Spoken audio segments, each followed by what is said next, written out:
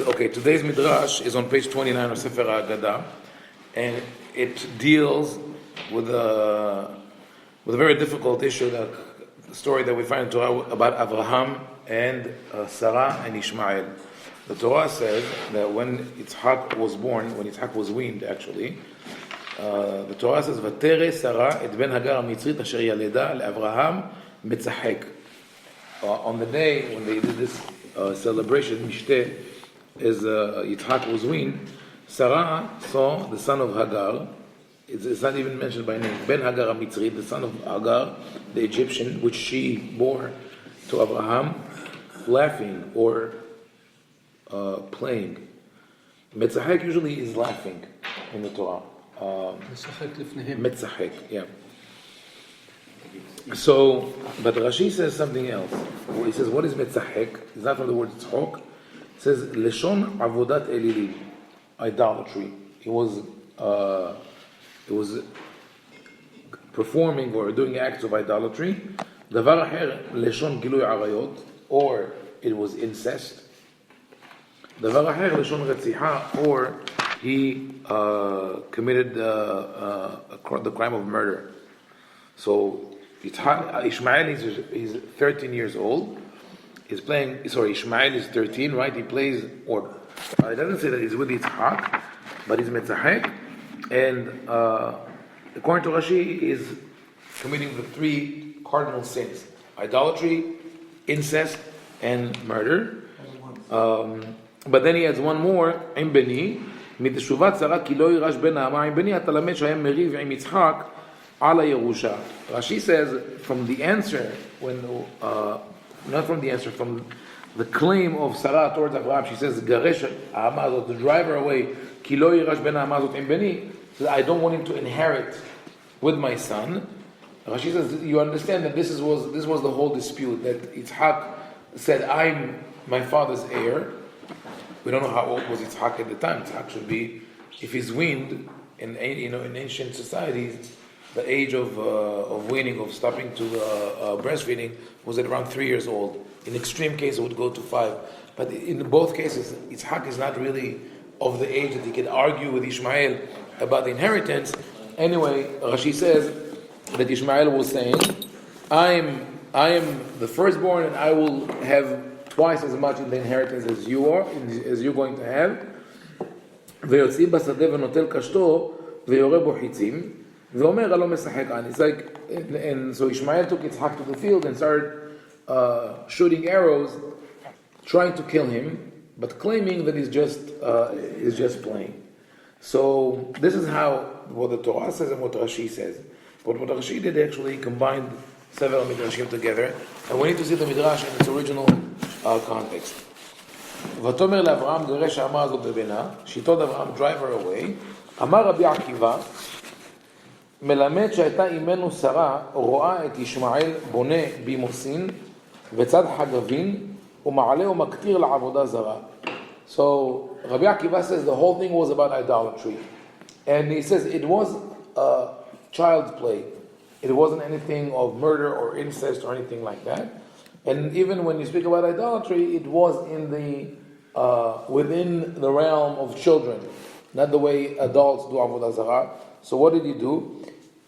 He would build small altars and hunt or capture grasshoppers and say this is the korban, which is very, very nice, by the way. Not what they did, but if you watch kids play, kids always imitate and emulate what the adults do. So, kids of Orthodox Jews will play Bet Knesset. We're going to Bet Knesset. The father is into sports, and then the kids will pretend that maybe they do fantasy football. But the kids just really do replicate whatever the adults do in their small world. So Rabbi Akiva says that's what they were doing here. But Sarah sees that and says, שמה ילמד בני כך וילך ויעבוד כך ונמצא שם שמיים מתחלל בדבר. She says, I'm afraid that Yitzhak will learn from Ishmael, and what today is a child's play, in the future will become his real ideology and will become a pagan.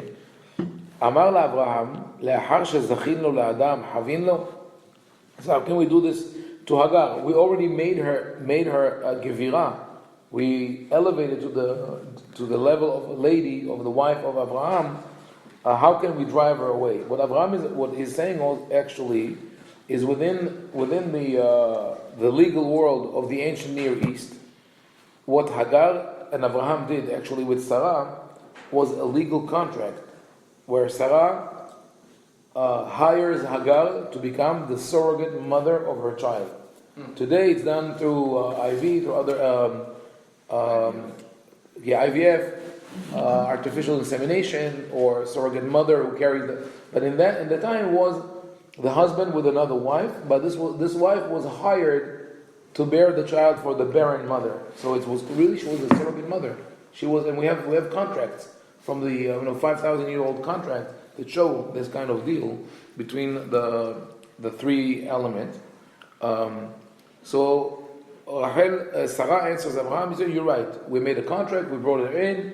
Let's ask Hashem what Hashem has to say." Okay, but now I want to go back to the question of what was exactly the thing that Ishmael was doing. Was he really doing Avodah Zarah? Was he was trying to kill Yitzhak? אמר רבי שמעון בן יוחאי, זה אחד מן 4 דברים שהיה רבי עקיבא דורש ואין אני דורש כמותו. Rabbi Shimon Bar Yochai, who was a disciple of Rabbi Akiva, says, this issue is one of 4 on which I disagree with Rabbi Akiva.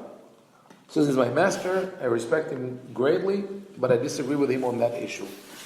Udvarai nir'in midvarav. And he says, I think if you look at it, my interpretation makes more sense than his interpretation. אני אומר, חס ושלום שיהיה בביתו של אותו צדיק כך. It's impossible. You're talking about Avraham Avinu. To say that Ishmael behaved in that manner, whether it's murder or incest or idolatry, even with grasshoppers on fake altars, אפשר למי שנאמר עליו כי ידעתיו תהיה עבודה זרה בתוך ביתו. Is it possible that a man who was chosen, Avraham was chosen, God says, כי ידעתיו אשר יצווה את בניו ואת ביתו אחריו ושמרו דרך השם. I chose him because he is an educator who will instruct his children in the right path. So Avraham is an educator more than anything else. He's a parent who can also educate his children.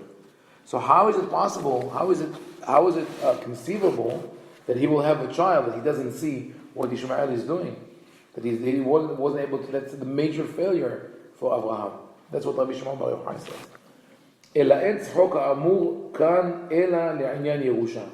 Says this laughter or mockery of Ishmael is about the inheritance, because when Yitzhak was born, everybody says Abraham is his son now. But Ishmael would say, I'm the firstborn, I will have more part of the inheritance than he has. And that is the other midrash. So Rashi actually combined 2 midrashim. And the third one actually is the one about Ishmael trying to kill Yitzhak when he pretends to play with the arrows. So why would Rashi, of all the midrashim that we have, why would he choose this particular one? That's an interesting question. So first we have to look at the first time when Hagar was driven away, and then that was after Hagar was contracted by Sarai and Abraham to become a surrogate mother. She became pregnant. She disrespected Sarah, and Sarah complains to Abraham. Abraham says, she's your maidservant, do with her whatever you want. ותעניה שרי ותברח מפניה. So Sarah tortured her or harassed her. She really made her life miserable, and she ran away. So the commentators argue on that, whether it was the right thing to do or not the right thing to do. It's interesting what Ramban says on this pasuk. He says, "Hatea imenu ba'inui hazeh, v'gam Avraham be'aniho la'asot ken." Ramban says this was inappropriate. He uses harsh words. He says it was a sin. To do so to Hagar was a sin. It was mistaken. To torture Hagar, to cause her to run away. It says V'gam Avraham, and Avraham also carries part of the blame because he let her do it. He was a passive participant in doing that. He said, "Do whatever you want with her." Hashem said kol ma she'Sarah. Not here. Hashem didn't say it here. Hashem said it in the second. There are two incidents. First incident, she gets pregnant. She disrespects Sarah. Sarah complains to Abraham. Abraham says, do whatever you want. Second case is, Ishmael is born. 13 years later, Yitzhak is born. 3 years later, or whatever it is, they do a party when Yitzhak is weaned. So Ishmael maybe is 16 at the time. Sarah says, I don't want him to inherit with my son. Abraham doesn't know what to do. Then he speaks to God, and Hashem says, do whatever she says. Right? He should be sent away. But in the first case, he's not. Ramban uses very harsh words. He says it's a sin for both Sarah and Abraham. And he goes on to say, ושמע השם אל עוניה ונתן לבן שיהיה פרא אדם לענות זרע אברהם ושרה בכל מיני העינוי. Ramban says, as a result, because she suffered, because she prayed to Hashem, her child became the one that later on tortured and harassed Am Yisrael in all kind of torture. And he speaks about the Muslims of his time, Ramban, who lived through the persecutions of the Moravids and the Muwahhids, or we call in Arabic al-Murabbitin, al-Muwahhidin, who came from Morocco to Spain. He says, this is why we're suffering. So either you see the direct connection, or also, we think about it, the Muslims who read the Torah, and they see that, they are familiar with the Torah. So she tortured her before Yitzhak was born too? Yes. Before Ishmael was born. Before even Ishmael was born, she was just pregnant. Anyway, so, but this is what Ramban says.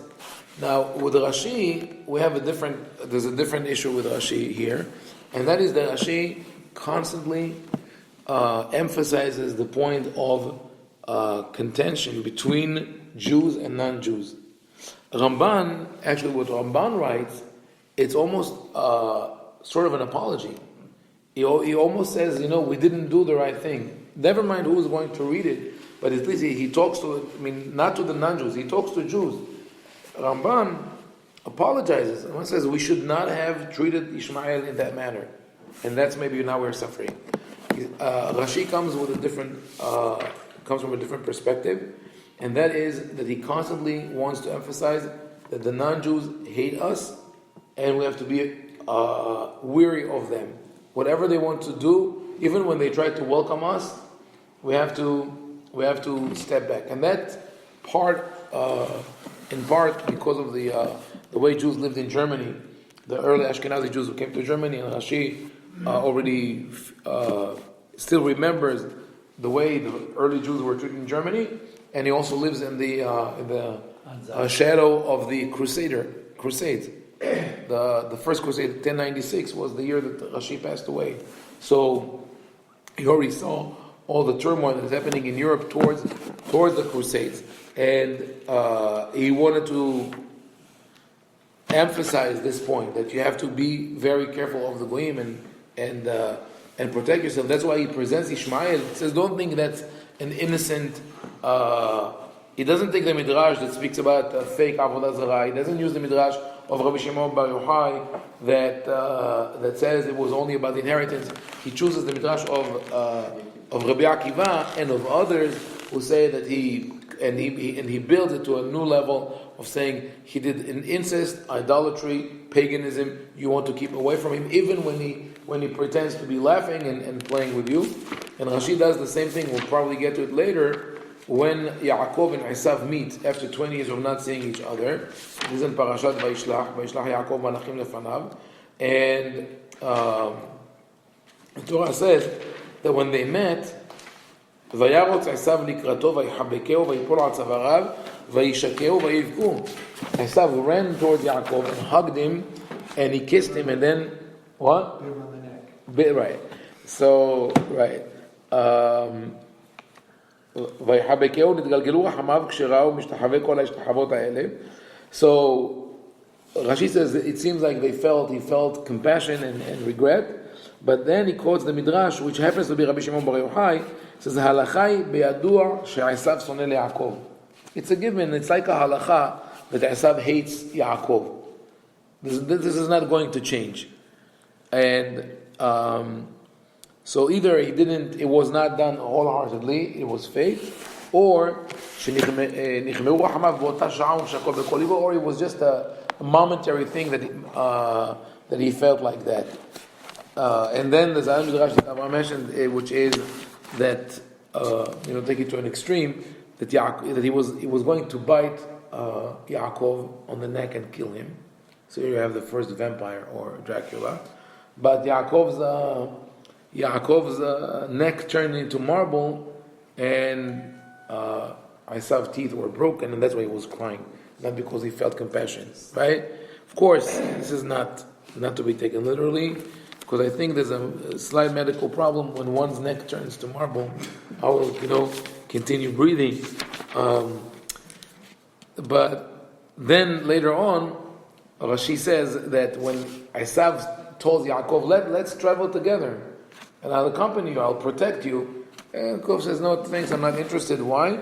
He says, Amar im da'ato la'asot dir'a yamtin ad bo yitzli ve'u lo alach v'matay elech v'yimei HaMashiach. He was afraid that Esav is planning to do something to him. But interesting is that at the end of this commentary of Rashi, he says, u'midrashei Aggadah yesh leparasha zo rabim.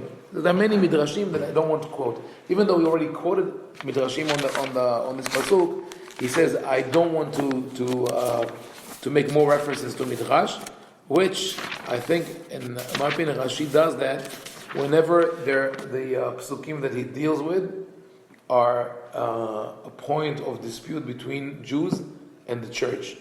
Rashi was familiar with the works of the early fathers of the church, and they were a threat to the theology of Jews, so he'd rather push it aside and not deal with them. But we definitely see in Rashi's commentary on the Torah, and the way he uses the midrashim, it's fascinating how the midrash looks at the pasuk and how it opens it up to different directions. But also the way Rashi chooses one midrash from others or builds them together has to do with his agenda in terms of what message he has to deliver to his community of medieval Germany and France at the time. So the lesson to us is to study both the Torah, not both, all, the Torah, the Midrash, Rashi, with a critical eye, try to understand what is the message there. Baruch Adonai, le'olam, amen ve'amen. So how did Rashi address the aspect of Rabbi Akiva's Midrash that he learned it from Avraham Avinu? He learned what? Ishmael, the idolatry, the murder. No, he doesn't address that. That's exactly the problem. He doesn't address that. I mean, this is left. If you want to answer that, then you would ask Rashi or anyone who comments on that. They would say that Ishmael was inherently so evil that it was impossible to correct him. But then, like Rabbi Shimon Bar Yochai points out, it goes against the grain of the story in general. Baruch Adonai, le'olam, amen ve'amen.